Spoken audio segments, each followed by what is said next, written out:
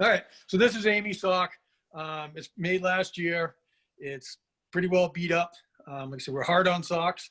My technique has gotten better. It's full of nice, soft roving. So it's really easy to do. It seems like a lot of the stuff we were offering this time is advanced, but this one isn't. So just for ease, I've already cast on. I've done a hung cuff, and then I'm doing a 3x1 mock rib. So I've got a needle out, 3 needles in, needle out, 3 needles in, all the way around. I'm using a 60 cylinder. This is my Erlbacher Basic. It's just a 60 cylinder. So what I do is I take some of our roving here, and I'm going to cut a length of it about that long. And you can change how you're going to do this by how thick you make it. You can make them thicker or thinner. Try and get it as even as you can. I made the mistake of using probably one of the darkest yarns that we have, but this green is going to contrast nicely with it. So I've got my cuff, my mock rib is set up. So now I'm just going to take some of the roving, and then at 12 o'clock here, I'm going to put my first piece in just like that on my middle needle. All right. And go around here, and I'm going to get the next one. And I generally like to work with the direction that the yarn is going. Just kind of loop those in there over it.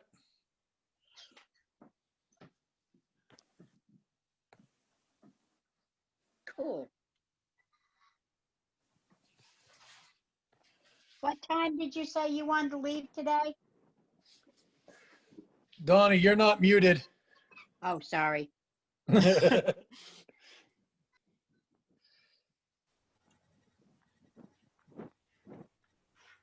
I started at noon, at 12 o'clock just to start there. His mother, she's very old and she has oxygen. I think everybody's unmuted. Oh, okay. And you keep the camera still, somebody said. What? Keep the camera still. Okay.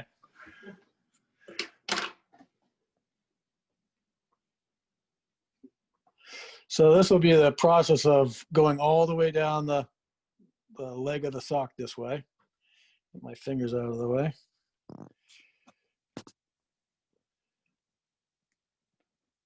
I've got a fairly consistent amount in here. Get the last one that I can reach. So I'm gonna have to put my hand in the middle of it to move forward. So I just kind of put my hand on it like this to hold it down. Crank forward. These guys pop up, and I probably ought to put my weights on. Classic mistake.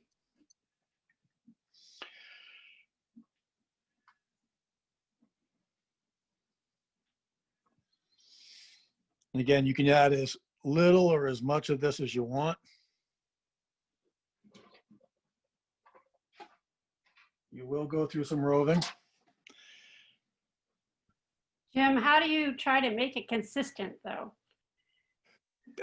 By feel, by practice. You know, I'm trying to do just eyeballing it, and they look pretty good there. Again, hold it down as I go. The way I've done this in the past is I'll do like 5 rows. I've got my counter set. It's 3, 4, 5, and then I'll do my next one. You don't want to do it on every row or it's going to really build up on you. And you could also switch it around and not do your middle needle. You could go on either side, and you could do any combination that you want to of mock rib that works out for your cylinder. Somebody asked. Because this is a 60 cylinder. Every third needle, somebody asked, and you need a pretty loose tension. I'm using my normal tension for my yarn, and this is our socks yarn that I'm using. And I generally get 10 rows to the inch with this. So I don't have to change anything because there's not a lot of extra room being taken up in the yarn with the roving. Somebody asked if it's better to cut the roving as opposed to pulling it apart, like because of the state of it. Probably. This is my way of doing it. I know other people have done it too. I didn't invent this, so you kind of play with it and find out what works for you.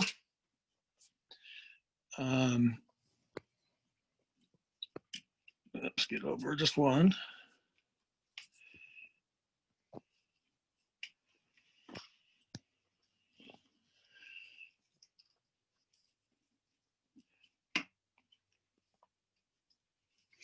Somebody asked if you guys sell the roving. Sure. The Thrummed sock kit online. Huh? A Thrummed sock kit online. You got to scan the yarn and the roving. Yeah, we can do that. I'll do that right And I'm not even sure what this roving here is made of. To be honest with you, we made this a long time ago. There might even be some dog in it.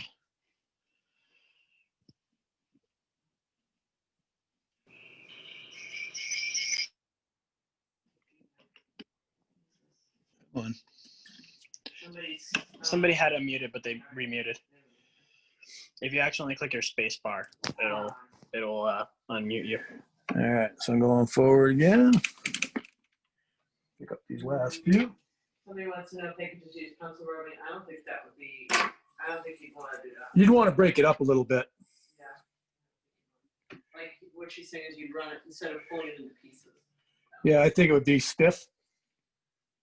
But again, you can try it. Experiment.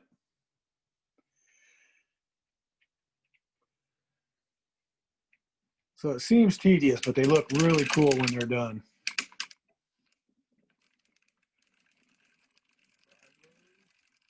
So, 1, 2, 3, 4. And it's just a matter of repeat the process. I was smart. I cut up a bunch of roving ahead of time.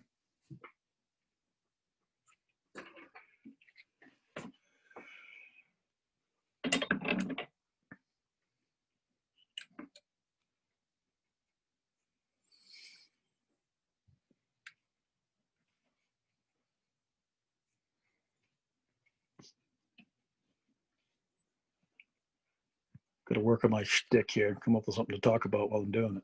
Somebody asked if you thrum the heel and the toe. I don't do that. I leave those. You know, you want the full yarn in that so they don't wear out. I've done it like these ones of Amy's. I didn't do the bottom. So I just, after I turned my heel, I just left all the mock ribbing on the top of the sock and I did it just a straight stocking net on the bottom. Amy would have liked to have them. Yeah, Amy would have liked to have had them that way. And she knows how to use a sock machine too.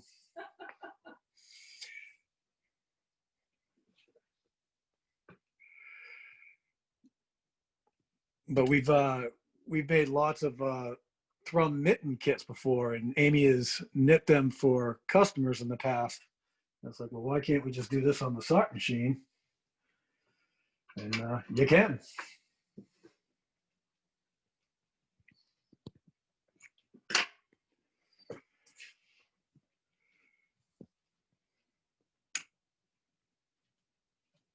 Come on. Trying to do this without getting my hands in the middle of the picture.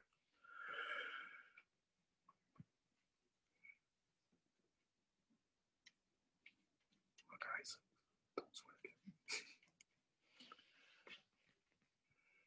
But I'm getting a fairly consistent, I think.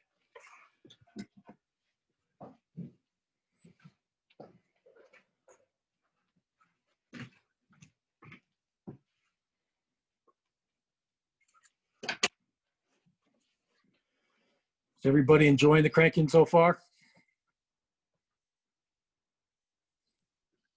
I saw a couple that was, this is awesome. I see a yay, a yes. Well, it's cool how many people from around the world are in this. One question that came up is, do you have to hand wash these if you have a thrummed pair? All of our yarn is hand wash. So yes, they will felt, you know, and that's kind of the point of it. The Norwegian fishermen would make Thrummed, would make Thrummed mittens and then dunk them in water so that they would become waterproof while they're out fishing on the boats. So that's kind of how it works. 1, 2, But all of our yarns are, we don't do any superwash yarn. It's all just straight old-fashioned wool socks. So all ours are hand washed anyway.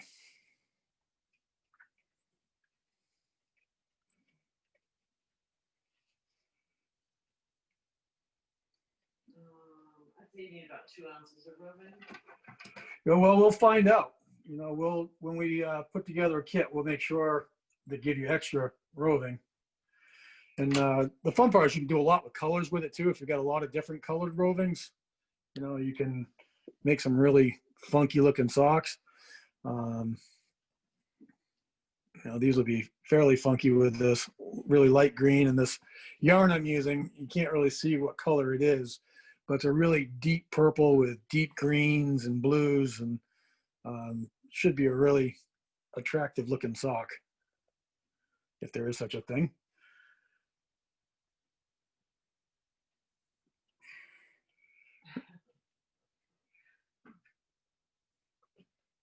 Yeah, people are digging it. Doing good. Doing good.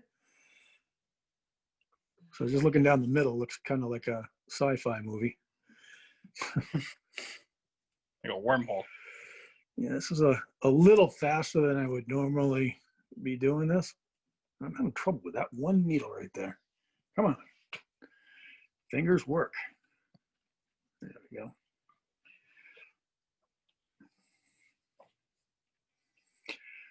So it makes a really fancy looking sock, but it doesn't, you really don't have to do anything fancy to make it happen.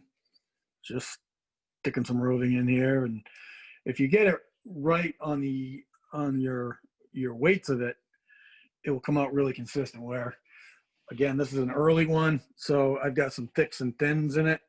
You know, I used a little bit too much up here at the top as opposed to the bottom, where you can see that it's getting squished down. Yeah.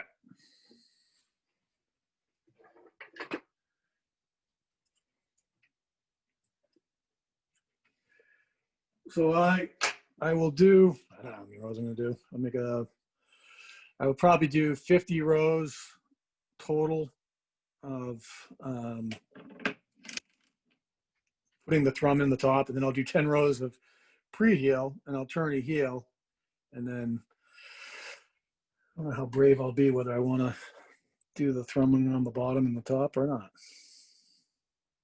Depends You on, could use a bigger, more needle cylinder, more needles, right? You get more room. Sure. You could use any size. yeah, there's no right or wrong. You know, yeah. Can you see it coming up? Not yet. Do you thrum the pre-heel? I don't know. You need to repeat the question. I don't think we can hear you. We were asked, do you thrum the pre-heel? And I don't, just because I've made the mistake too of using probably one of the darkest yarns we have. So it's going to be hard enough to see everything as it is. So it's just, I don't think you need to. You can. I just don't.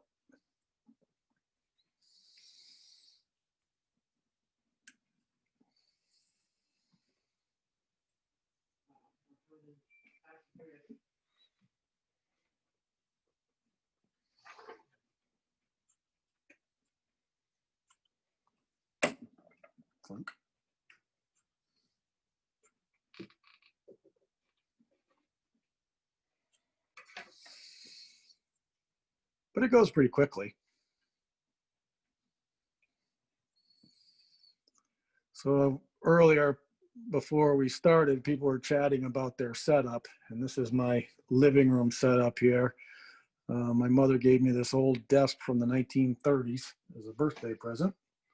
So this is where I have my winter knitting machine, and then we have one out in the mill too, because you can't have just one machine.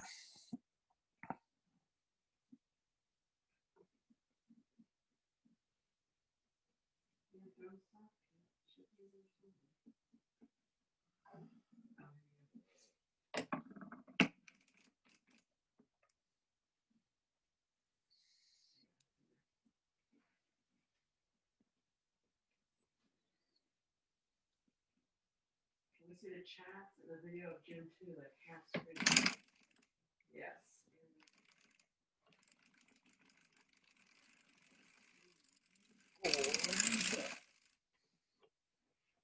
Almost getting to where you can see it. Let me know when I should go Yep. down and check it out.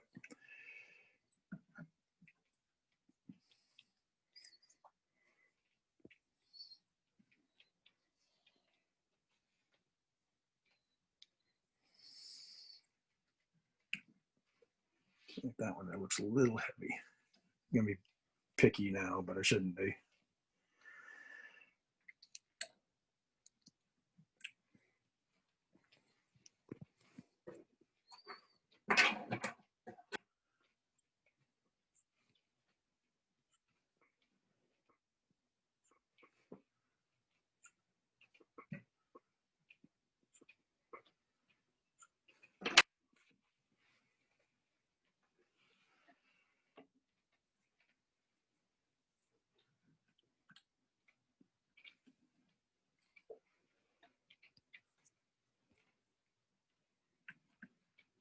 I'm not seeing just the roving on the website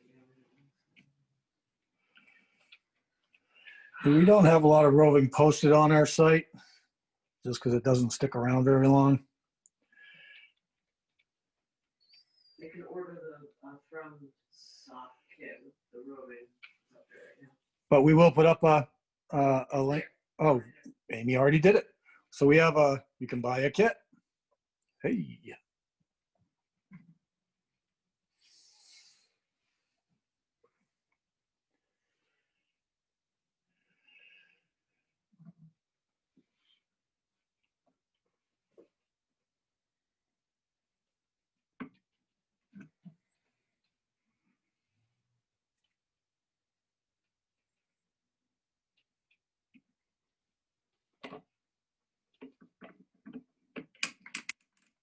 Sorry, get my fat fingers in the way there.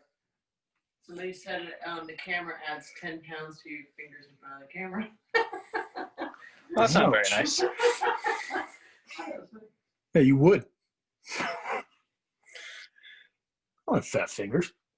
No, they said the camera adds weight to your fingers. That's what they said. I think they were making a joke.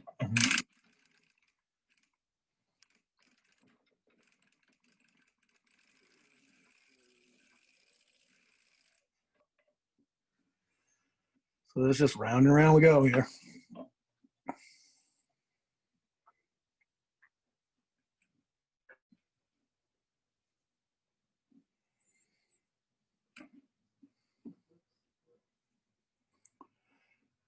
These also make great Christmas presents because it looks like you did a real lot.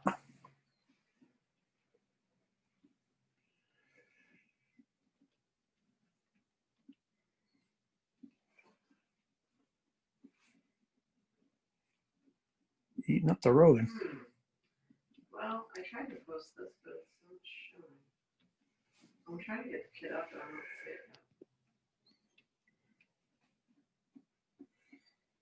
Am I blocking it a lot with my hand? No. So you can come. And it kind of depends on where we are. I remembered somebody asked me not to move the camera much, so. Get your fat fingers in the way.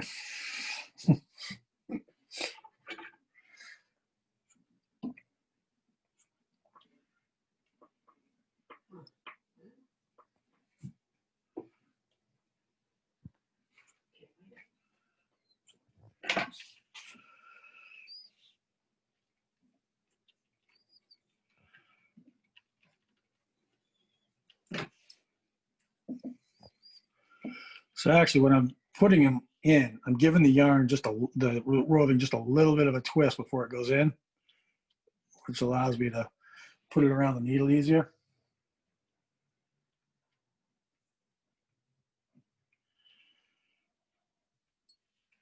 Just kind of bend it in the middle, loop it up and in.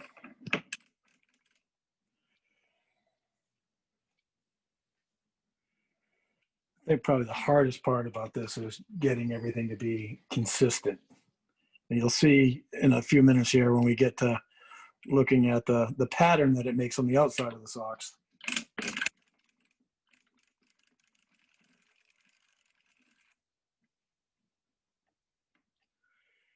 That too. Oh, don't your shoes or boots have to fit larger to fit the sock? No, because you're going to crush. The question is, will it change your shoe size, basically? And it won't, because you're going to crush the roving down as you wear it. That's why it's not taking up a lot of extra space right now. Even cranking, I haven't had to change my tension. You know, the stuff's pretty malleable. I guess would be the right word for it. You can squish it. I don't like socks that change my shoe size.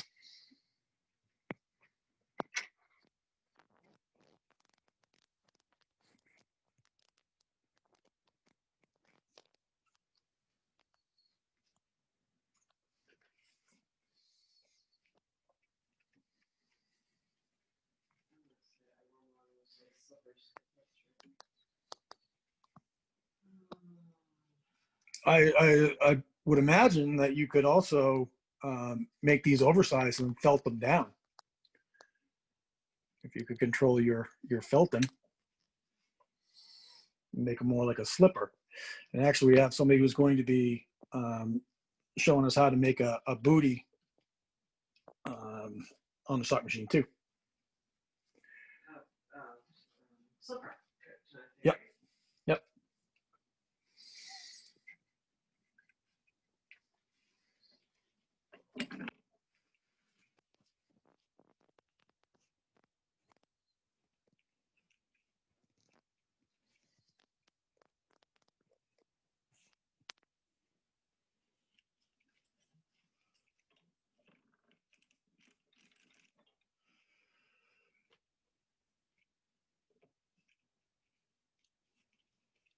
That's right. Somebody says it's not hard to felt, it's just hard to control. That's yeah.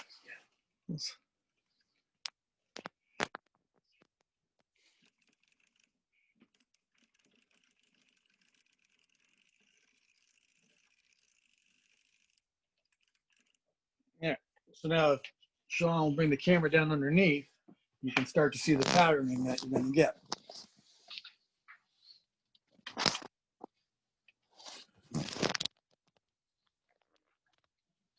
That's the only part that, you know, presentation is having it, your yarn be as consistent, or your roving being as consistent as you can make it. Somebody says, by doing this and using less needles with a heel spring, you can make a frying pan handle cover. Great idea. Sure.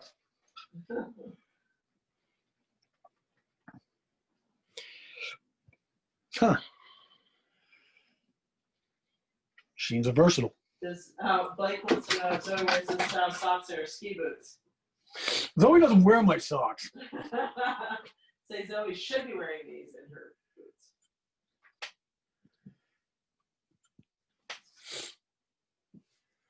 Well, Zoe didn't get, she got some of the beginning socks and they didn't wow her. I've gotten better. That's awesome. Yeah, I know. All right, so I'm going to do this round and then I'm going to get to the heel so we can. It's already taken me a half hour to get this far. All right, you're all right. Yep. You get ready to do the heel now? I've got to do some pre-heel. So just going to do this round and then I'll do the pre-heel and I'll turn a heel. And I don't think I'm going to do the bottom of this. You just gonna do the top? Yep. Working on the top? Yep. Yeah, I think people want to see that. What? You would do that. I know Don was asked.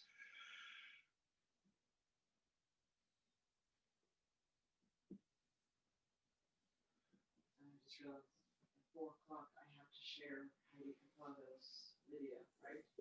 Is that today or tomorrow? That's today at 4. You sure? Yep.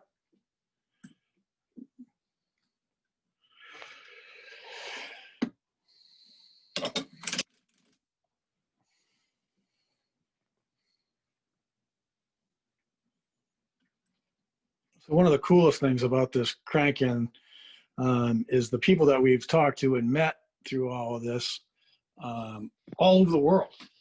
It's crazy.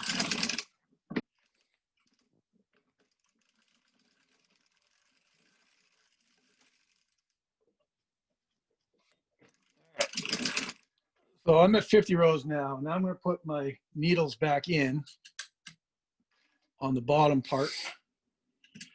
Somebody said, I missed the beginning. Can you say again why you decided to have every fourth needle out of work? My socks, I preferred, I like a 3x1 mock rib, and it works really easily for what we're doing here. It can be, you can do any combination you want. You could have none. Right? Yeah, you're just going to have less room. So now I just hang this bar up. If you place the roving on the bottom of the foot, does it make the sock feel lumpy? Rhonda, I'm going to find that out because I'm going to make myself a new pair and do the whole thing. But today, I think Jim's just going to show roving on the top of the foot so people can see how you would do that. I think if I was to do this, I would put all my needles back in for turning the heel, obviously, and then take them out again to do the bottom of the foot.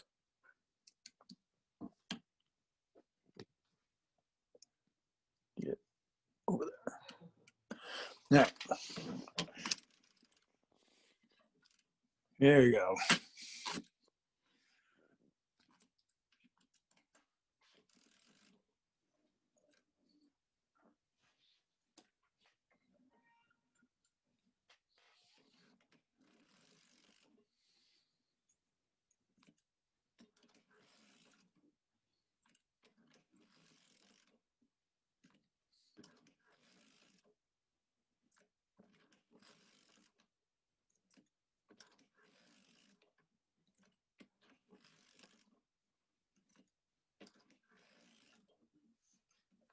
There's little tricks you'll never drop. How much of a pre-heel did you do, Jim? None. I was supposed to do 10 rows.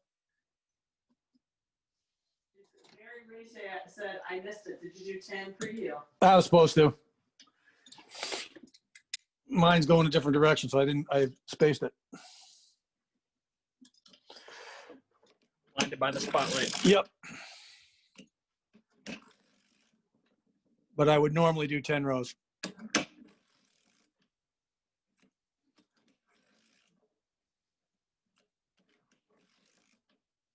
if you put all the needles back in? No, I would only put them in on the bottom half for the heel. You can see I left all these needles out here because they're out of work. So I'll be able to, once I do my heel, I'll be able to just pick those back up and start putting the roving back in. But I would have normally done 10 rows of pre-heel, just spaced it.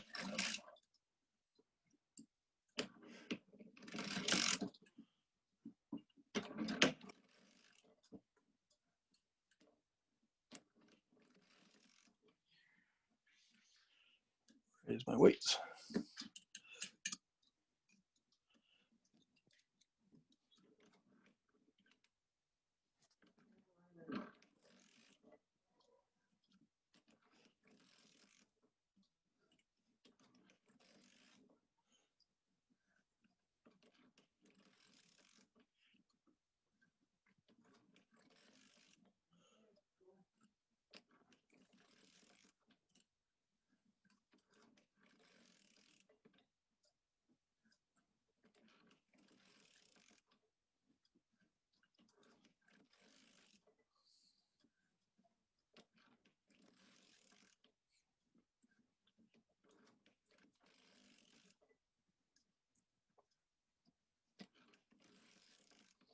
And yes, you're gonna have to leave your heel forks on while you go forward, just like any other time.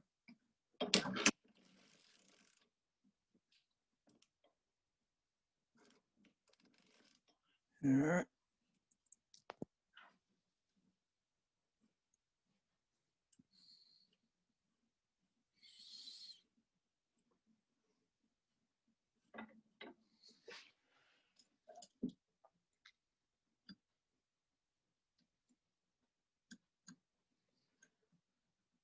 Just saw the question come up about, are we recording all these videos? And the answer is yes. They are being recorded, and we'll put them up at some point after the weekend. We're learning a lot as we've been doing this, of social media and all that stuff.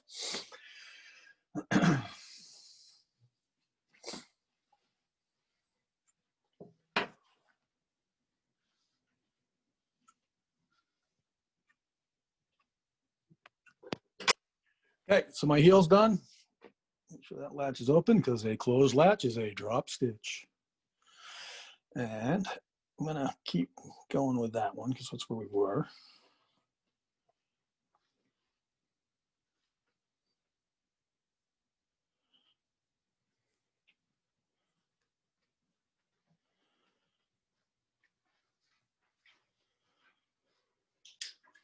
What stitches did you just hang? Somebody just asked me. The corner hole stitch. Repeat the question, because they never heard. We were asked what were those stitches that I hung. That's the corner hole after the heel. There's other ways to not do it. I just always hang it up so you don't get that hole in the corner.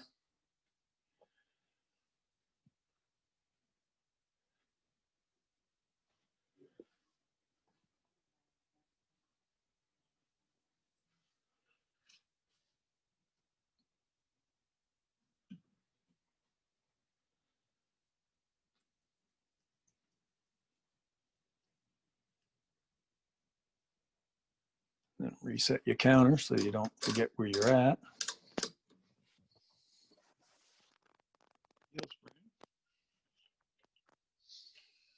What else am I forgetting?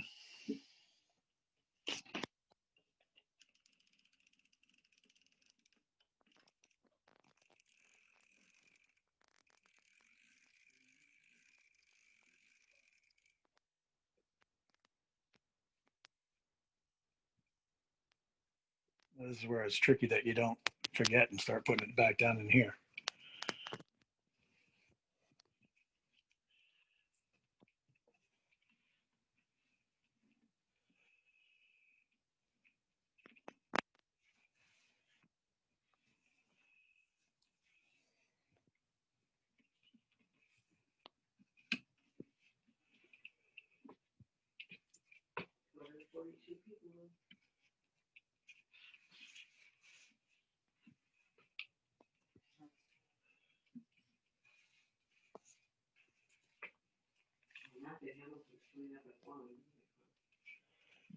Or girls.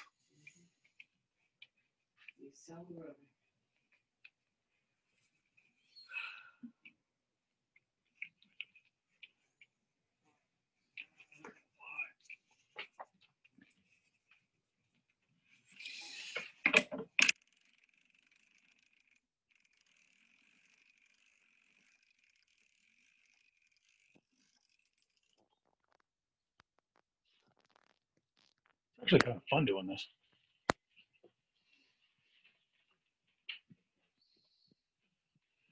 Oh my God, we took him out to play, but you could hear her crying from the lawn. Not a happy camper.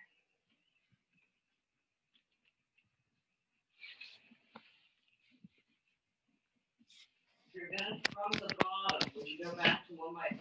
Yes. Okay. Oh. Repeat the question. If you were gonna throw the bottom, I would have gone back to 1 by 3 after doing the heel. I'd have just taken the needles back out again.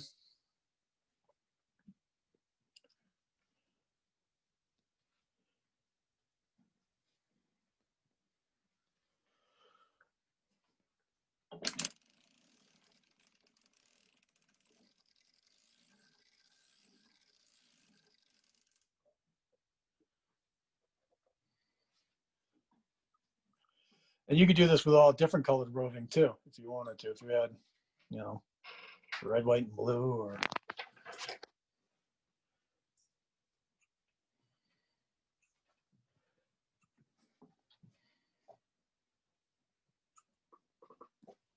and I'm not sure how much roving I've used because I didn't weigh it out. I'm not weighing it out. I'm just winging it.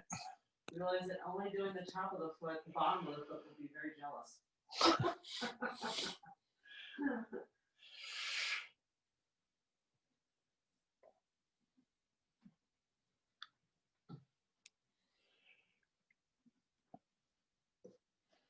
Well, that's the good thing about these machines is you should experiment with them and see what works and what doesn't work.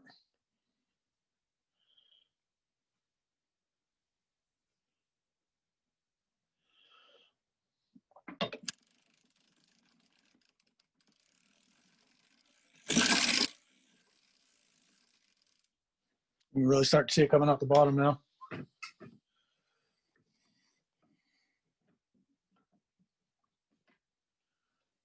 How's my consistency look, Sean? Looks pretty good from here. I'm actually looking at a very small version of the screen in the corner of the phone. Yeah. Because I haven't really taken the time to figure out how to make it bigger. But it looks good. Well, we should do a little introduction here of who we are. And we are not a big production thing at all. This is Amy and I own Good Karma Farm. And Zoe is our daughter. And her fiance, Sean, is living with us now, too. And it's the four of us that put this whole thing on. So that's it, just us. So we only know what we know, and we fake the rest of it.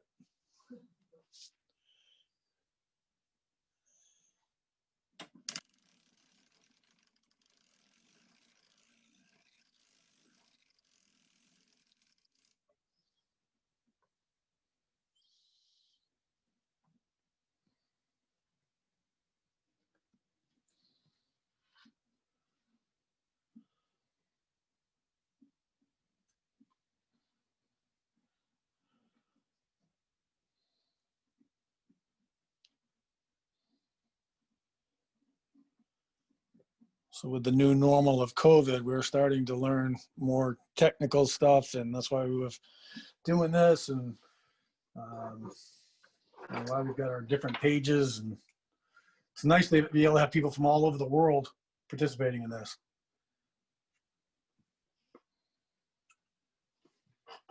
Have you ever done just the bottom of the foot instead of the top? Nope. Nope, I haven't, but there's no reason not to. You can try it.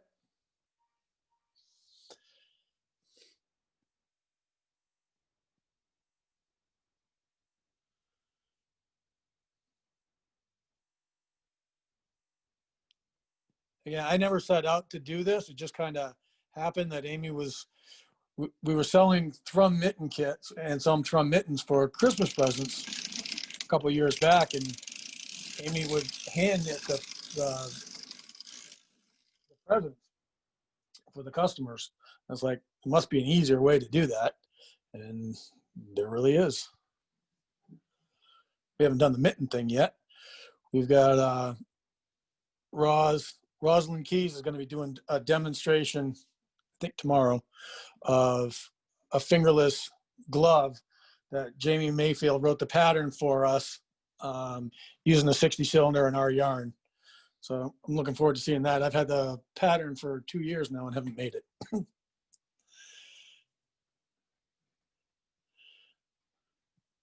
I'm not a very experimental knitter. Sometimes I am. Now I'm rambling. Should we give something away? Actually, I was going to ask if you wouldn't mind. How did you come across doing the thrumming? Like, who was the person that taught? Amy. Amy was doing it with mittens. Yeah, actually. Actually, my mother. Yeah. She was knitting Thrum mittens first, and then we wrote her pattern out for her. And then Amy's made some. We'll do just a couple more, and we'll call this sock done. I'm going to do...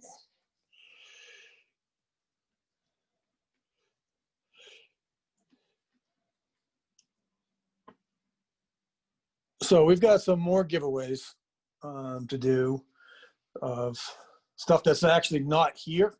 What's that? Oh, Amy's got one. Never mind. Hang on, just a second. I'll answer your question.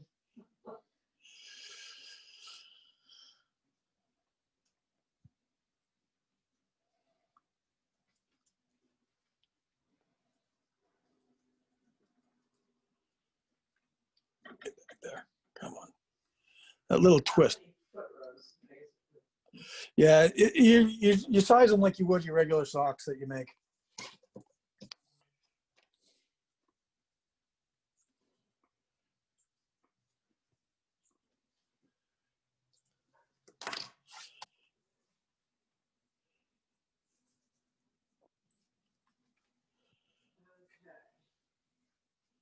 Your hand must be tired holding the camera.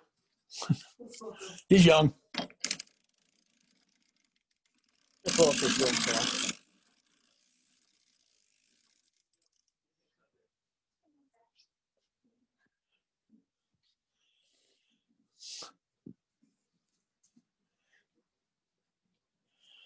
All right, so this is going to be my last row of. Oh, yeah, okay. Let's go to Judy Fonstar. She's just so smart. You can invite people to unmute and ask you questions. Okay. I don't want you to do that. I can't see anybody. Well, that's right. You can. They'll unmute and ask you the question. So. They can do that. Well, invite them to do that. Go ahead, John. Somebody was. I can do it. I can't do it. So much for the feedback. Okay. If you have questions that you've maybe like put in the chat and aren't getting answered, or you've got something that you think would be relevant to a lot of people, you can go ahead and unmute yourself and just ask it over audio. We can hear you here. So a couple people have done that already, and that's totally fine. So Just make sure you. let us know. Sorry, Amy, what was that? I forgot to mute it. Yeah, and then do just remember to mute again once you're done, because, don't need to hear you making a sandwich or eating a bag of chips. Can this be done on an 80 cylinder? Yeah, it can be done on any cylinder. You'll have to use a different amount of roving in there. It will want to jam up a little bit, but so there's.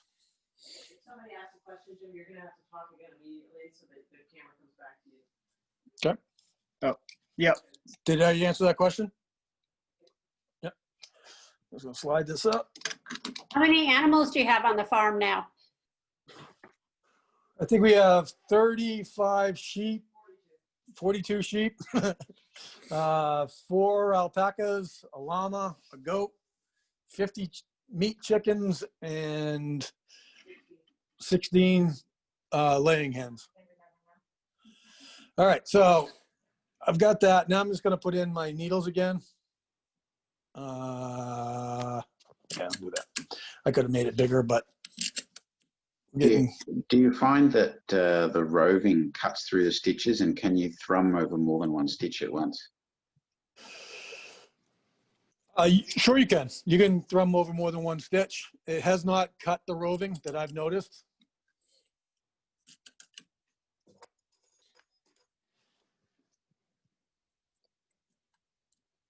So this will take out some of the hole that you get.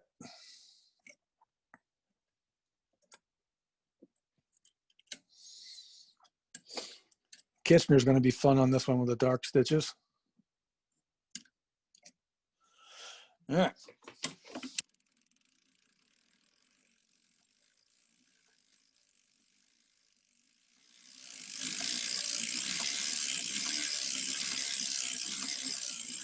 So what I did is I did 5 rows after my last bit of roving, and then I did 10 rows of my pre-heel or pre-toe.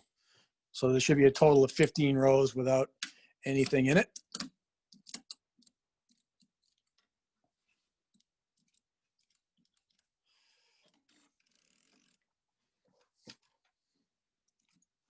Somebody said, I know you said the yarn was dark, but the contrasting with the roving makes the pattern really stand out. Yeah, that's why I did it.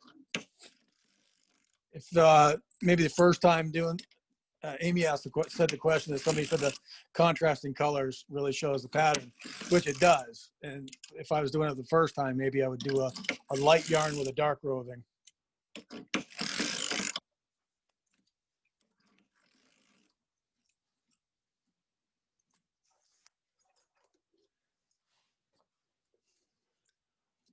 I am a heel weight guy. I don't care for the V fork. If you put your middle one first in and then divide your space up between your last needle out of work and your middle one, drop it down. Same on the other side, you'll never drop a heel stitch, providing your yarn carrier is in the right place.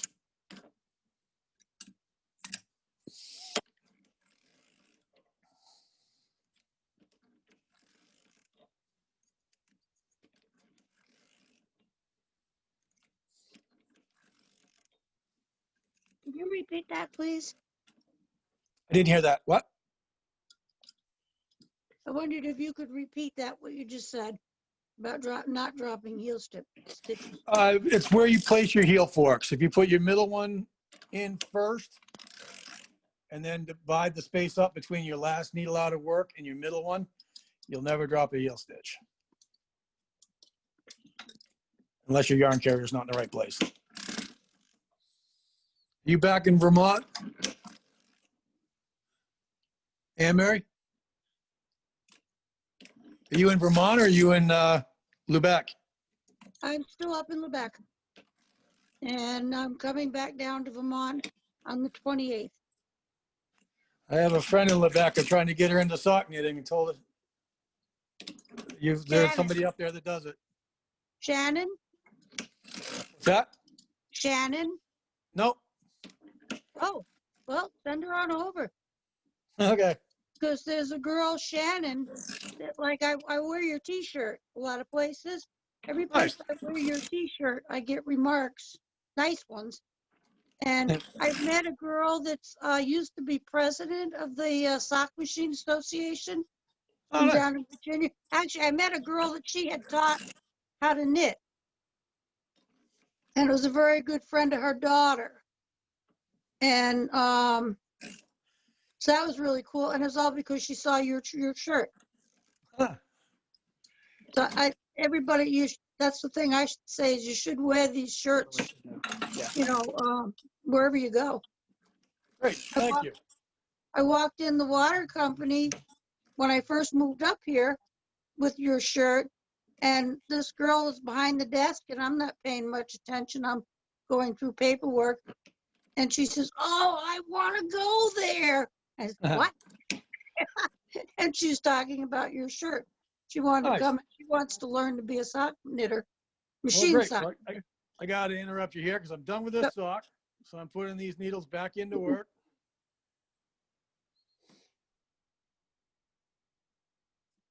Here, Jim, keep talking for a minute. Just make sure the camera stays on you. Okay. You can talk about anything. So now I've got my, is it not going back to me? It did now. Yeah. Okay. So now I've got my yarn here. Go back here to bugger. That off.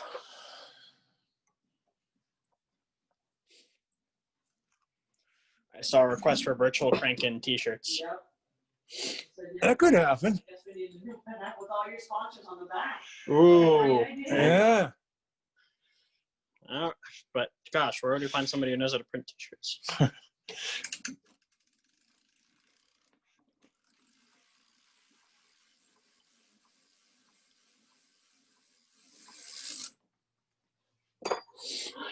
many rows did I do?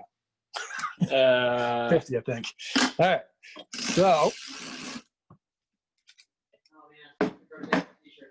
Yeah, I think that's got to happen soon. Pre-orders. Yep. Take pre-orders, yeah. So there it is. There's came up pretty even. You can see in here. I think you're allowed.